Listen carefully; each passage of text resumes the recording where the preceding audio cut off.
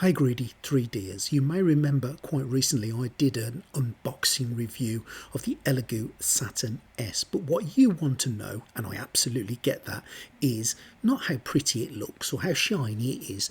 Does it do what it says on the tin? Will it give you consistent, high quality prints on a day-to-day basis? And when I've been using it for the past 5 weeks, have I come across any issues or any problems, or has it been printing flawlessly from day one? Well, what I want to do today is give you a 1 month review on me using this Elegoo Saturn S. I will show you some of the prints that it's produced, and I'll talk to you about some of the recommendations I think you need to make to this printer to make the printing process a darn sight easier, better and cleaner.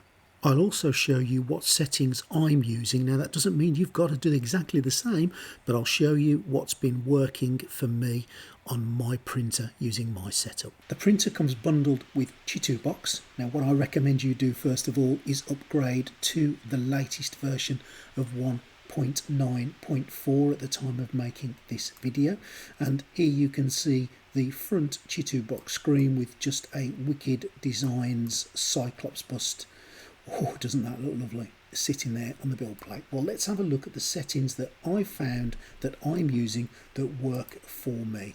Okay, well, first of all, whatever settings you're using, make sure you do a resin exposure test. I'm using Sunlu White, and I have found that my setting times are 2.5 seconds for the actual exposure time, with a bottom layer of 30 seconds. I've done a previous video that talks about exposures, and I do recommend that you do your own, but all the other settings there, these are the ones that I'm using, and these are the settings that I have found are working really well for me. Now, when it comes to using supports for me, especially when you're making larger models, I have found heavy supports work, and I've also increased them to a density of 70%. Now, you may think that's a lot, you may decide not to do that, but all I can say to you is this is what's worked consistently for me and has produced good quality, consistently successful print after print. Again, you don't have to do this, but these are the settings that I am using, which has given me excellent quality prints. Now, one of the first things I recommend you do is get yourself a screen protector. The SaturnS does not come with one pre-installed, and I'll put a link in the description to the ones that I got here that you can see now from Amazon. I highly recommend you print yourself some handles for the case, as getting resin off these cases after you've got your grubby little fingers on it is an absolute nightmare, and prevention is much better than cure. So I'll put a link in the description to these handles that I've printed on here, but I recommend you get some handles on there ASAP. Okay, so the whole reason for this review today is to show you some of the prints that I've attained on this Saturn S using those settings that I've already mentioned to you, and I just want to show you some of the quality and some of the consistency that I've managed to get off this printer. My thoughts after 5 weeks of use, I have had virtually 99% success in the prints. I've had a couple of really small failures, but you're always going to get that. But consistently, time after time after time, I'm getting good quality prints, and I'm ecstatic and happy with the quality of what I'm seeing here. Now, I have moved from a couple of different kinds of resin. Here you can see me using some Anycubic Basic Grey, but I have also moved on to the Sunlu Basic White, and I've just needed to run a calibration test to make sure that everything was calibrated correctly. But I've had absolutely zero problems printing high quality prints. The only issues that I've had are ones that I've probably made myself when I just haven't done something right on my end, but the printer cannot be blamed for that. Here you can see the base for the SaurnS bust, and I thought I just wanted to show you how well this comes off the base. So get my metal scraper on it and a little bit of a pop, and off it comes. So my setting for a 30-second base layer has been absolutely spot on, and the supports have come off really, really well. Now sometimes if they're a bit hard to get off, you can put a bit of hot water on them, or just put a hairdryer on them and they'll come straight off. But absolutely wonderful prints time after time after time. I'm going to shut up now and I'm just going to show you some more of the prints that I've had off this wonderful machine.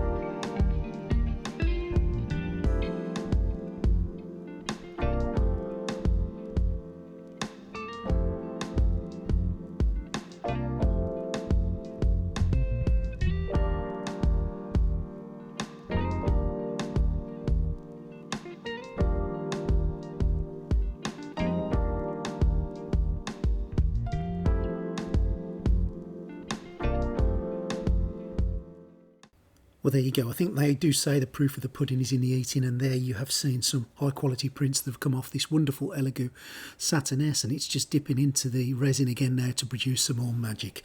I hope you found this useful today. I would definitely recommend the Elegoo Saturn S, and there'll be a link in the description where you can get one from. If you want to get one from my affiliate link, a little bit will kick back to my channel and allow me to continue to do some wonderful things for you guys. Hope you've enjoyed today. Don't forget to subscribe to the channel. Think about joining my Patreon scheme, and I'll see you next time on Greedy 3D.